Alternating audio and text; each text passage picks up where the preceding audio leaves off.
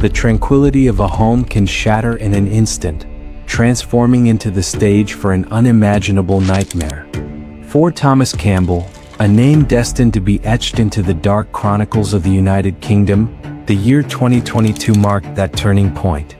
What at first glance appeared to be an act of unbridled violence would soon unravel a dark web of betrayal, jealousy, and chillingly meticulous planning. This is the story of how greed and resentment can arm the hands of those once trusted, unleashing a horror that defies all comprehension. Thomas Campbell, 38 years old and a father of two, led a life far from ordinary. His name was known in organized crime circles, where he played an integral role as a convicted drug trafficker. This existence on the fringes of the law had allowed him, along with his then-wife Colleen Campbell, to enjoy a five-star lifestyle, a luxury financed by illicit activities that had even been the subject of news reports years earlier when both were convicted of money laundering.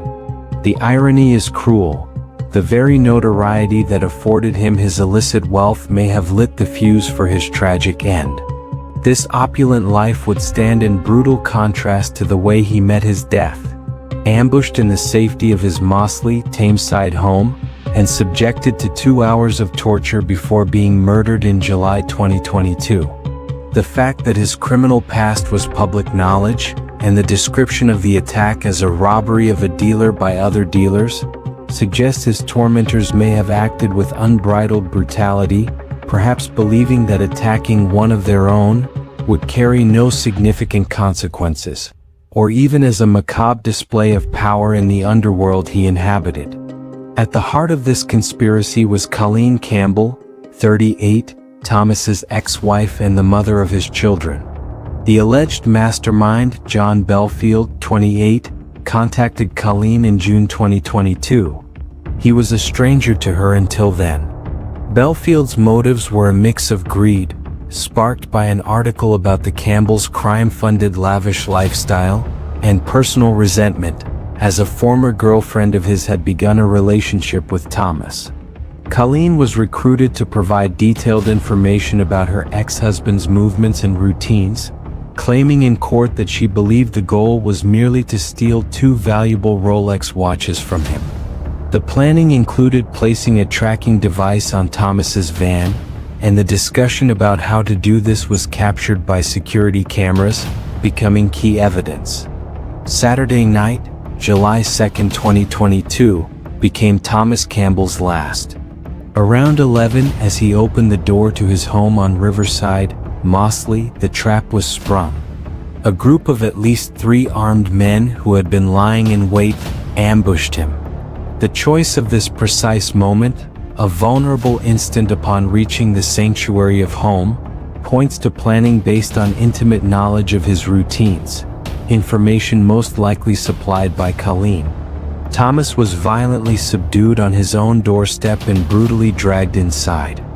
The presence of multiple attackers armed with blades left no doubt about the group's determination and nullified any chance of defense for Campbell, raising the grim question of whether the initial objective was limited to robbery or if extreme violence was already contemplated from the outset. What followed was a 2-hour ordeal, an orgy of violence that defies description. Thomas Campbell was bound, stabbed, and mercilessly beaten. The acts of torture reached chilling levels of sadism. Boiling liquid was poured on his genitals, he was stripped down to his socks, and dragged through different rooms of the house as he lay dying. The ferocity was such that the autopsy revealed at least 61 separate injuries to his body. While this horror unfolded, his assailants methodically searched the dwelling, looking for money, drugs, or any valuables, including the 2 Rolexes Colleen Campbell mentioned, which were never recovered. The prolonged and sadistic nature of this torture suggests the objective went beyond a simple robbery. It could have been a desperate attempt to extract information, a personal vendetta taken to its most brutal extreme, or even a terrifying message aimed at other players in the criminal underworld.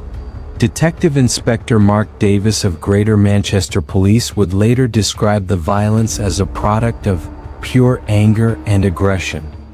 Amidst this hell, two events occurred that would add a layer of complexity and mystery to the case. A tourniquet was applied to one of Campbell's wounds, and a 999 emergency call was made from the crime scene itself. These two elements would later be used by the defense of one of the accused, Reese Stephen, in an attempt to argue that there was no premeditated intent to kill. The 999 call in particular is profoundly anomalous. A late act of panic, a failed attempt by one of the attackers to mitigate the consequences, or another piece in a macabre puzzle whose full details may never be known. After 2 hours of unimaginable torment, Thomas Campbell was abandoned, dying in the hallway of his home. The coldness of his murderers in leaving him their evidences limitless cruelty. His lifeless body was discovered the next morning, Sunday, July 3, 2022, by a neighbor. The sight that greeted this person must have been horrifying.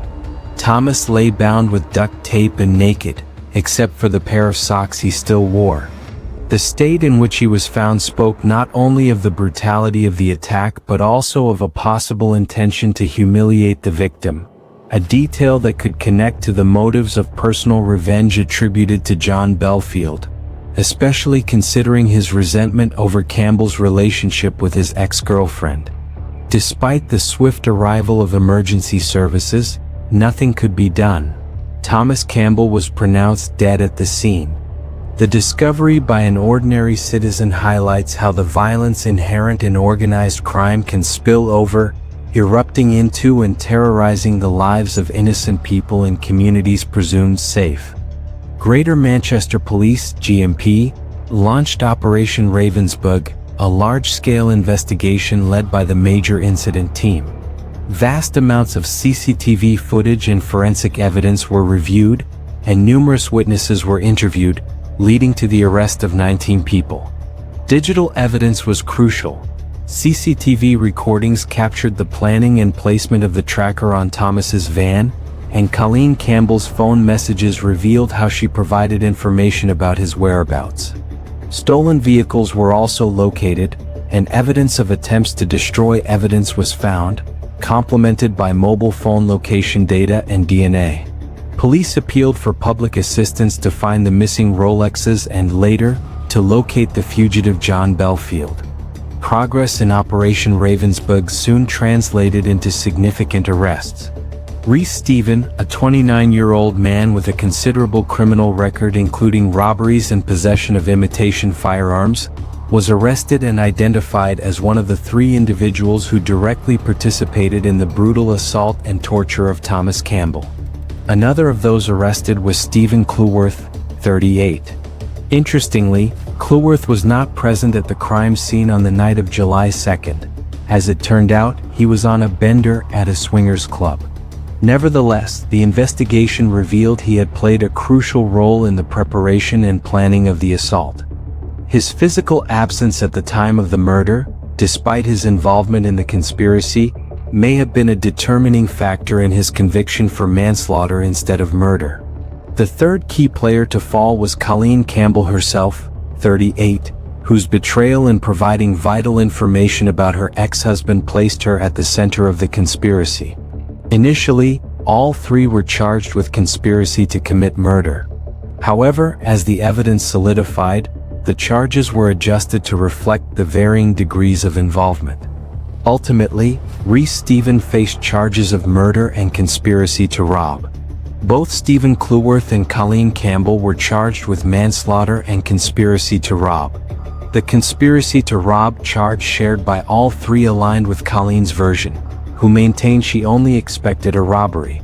However, the spiral of violence unleashed during that supposed robbery elevated the gravity of the events to a level that justified the murder and manslaughter charges. The trial of Reese Stephen, Stephen Cleworth, and Colleen Campbell was held at Bolton Crown Court and spanned 5 intense weeks. In February 2023, the jury delivered its verdicts, sealing the fate of the first 3 individuals implicated in Thomas Campbell's death. Reese Stephen was found guilty of murder and conspiracy to rob. His sentence was relentless. Life imprisonment with a requirement to serve a minimum of 37 years behind bars before being eligible for parole. Stephen Cleworth, meanwhile, was found guilty of manslaughter and conspiracy to rob, receiving a sentence of at least 12 years in prison. Colleen Campbell, the ex-wife who provided the crucial information, was also found guilty of manslaughter and conspiracy to rob, and was handed a 13-year jail term. The difference in sentences reflected the jury's perception of each individual's direct involvement in the lethal violence. Stephen, as the material perpetrator of the torture, received the most severe penalty. During the sentencing, the victims' families' pain was palpable. Thomas Campbell's father, in a statement laden with anguish, described his son's killers as creatures. Reese Stephen did not accept his conviction without a fight. He appealed the 37-year sentence, arguing that his role in the crime had been lesser than attributed and, crucially, that there had been no intent to kill Thomas Campbell.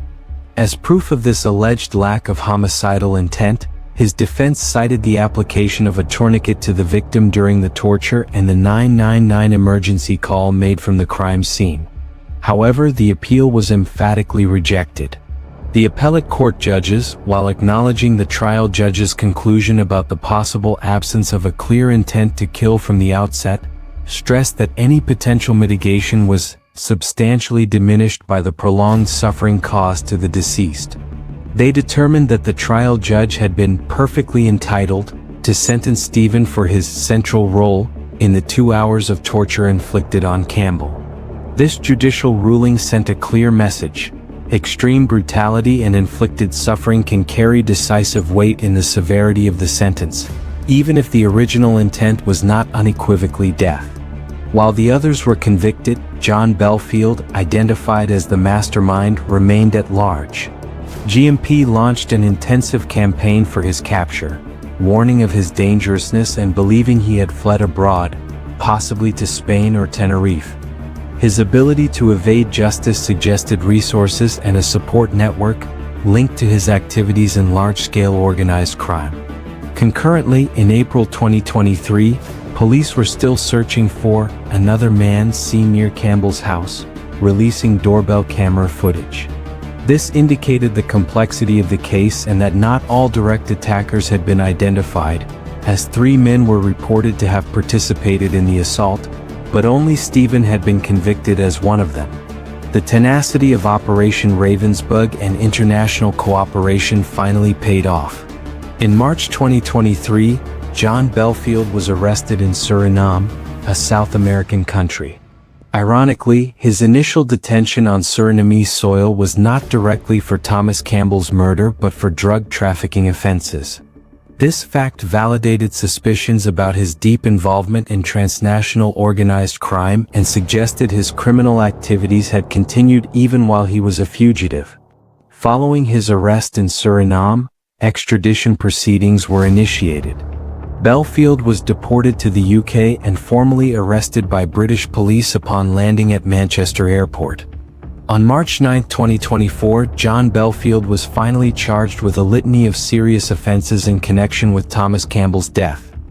Murder, conspiracy to murder, manslaughter, conspiracy to rob, and conspiracy to supply Class A drugs. The inclusion of multiple charges, such as conspiracy to murder and manslaughter in addition to murder, suggests a prosecutorial strategy to secure a conviction, recognizing the difficulties sometimes involved in proving the direct intent of a mastermind who was not physically present during the commission of the violent act. Belfield was remanded in custody, awaiting the next phases of the judicial process against him, with his trial still pending according to the latest available information. Greater Manchester Police expressed their gratitude to the international agencies that collaborated in locating and capturing Belfield, and reiterated their unwavering commitment to bringing all those responsible for Thomas Campbell's death to justice, stressing that the investigation remained active. Amidst these judicial advances, the victim's memory endures. His family described him with moving words. Tom was a loving son, brother, uncle, and devoted father who was always smiling. His children miss him dearly. With 3 individuals already incarcerated and the alleged mastermind of the plot finally facing justice, it might seem that the Thomas Campbell case is nearing its conclusion. However, the shadow of doubt persists regarding the possible involvement of other individuals, and the police investigation continues. The brutality unleashed that July night, fueled by the most intimate betrayal, has left indelible scars. In cases so complex, where the darkness of the human soul manifests with such crudeness, one must wonder if earthly justice can ever fully close the wounds opened in the heart of a shattered family. The echo of Thomas Campbell's suffering resonates, reminding us of the fragility of life and the depths to which greed and vengeance can descend.